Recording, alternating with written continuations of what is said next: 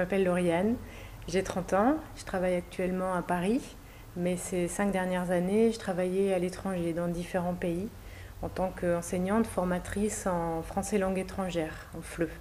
J'ai commencé par le Laos, je suis ensuite allée en République tchèque, ensuite je suis partie en Syrie, en Indonésie, en Birmanie, au Laos une seconde fois. À la base, moi j'en suis venue au FLE parce que j'avais envie de voyager tout en faisant un travail qui avait du sens. Je voulais pas juste partir en sac à dos et puis voilà, être un peu en galère et tout le temps chercher un petit job à droite à gauche. C'est une rencontre, en fait, une amie qui m'a parlé du FLE et je me suis un petit peu intéressée à tout ça. Je me suis rendu compte qu'il était assez facile de faire des formations à distance pour reprendre des études dans ce domaine. Ce que j'ai fait, et puis j'ai eu la chance que ça m'ait vraiment plu. Mon expérience est beaucoup constituée de stages qui étaient toujours suffisamment pris en charge pour que j'ai pas à me soucier de l'argent. C'était des stages qui étaient rémunérés à hauteur de quelques centaines de dollars dans des pays où la vie en effet est très peu chère. Donc j'ai jamais eu à me poser de questions d'un point de vue financier. On me demande souvent quel est le pays que j'ai préféré, mais alors là vraiment c'est impossible de répondre à cette question. J'ai beaucoup appris d'un point de vue professionnel dans des pays comme la Birmanie par exemple, où là j'ai fait beaucoup plus de formation de formateurs, donc j'ai travaillé avec des profs birmans de français.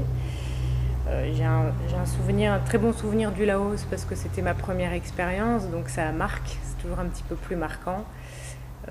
L'Indonésie aussi m'a beaucoup marqué parce que c'est le pays dans lequel je suis restée le plus longtemps, donc il y a le côté professionnel mais aussi tous les liens que j'ai pu créer autour. Et puis la Syrie qui a été une expérience très forte aussi parce que d'un point de vue de l'adaptation et d'un point de vue culturel, là, le challenge était assez fort.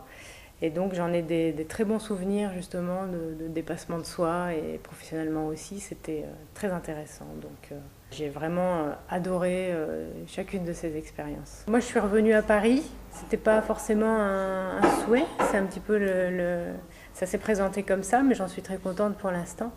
Mais évidemment j'ai à l'horizon d'autres voyages.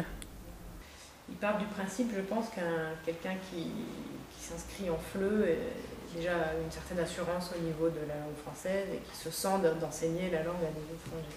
Il y a sûrement eu beaucoup de galères, mais c'est pas ce que je retiens. Et puis c'est pas des galères finalement dont on garde un mauvais souvenir parce que c'est des galères liées à l'adaptation à un nouveau pays, à une langue qu'on connaît pas. Enfin, ma dernière expérience c'était la Birmanie.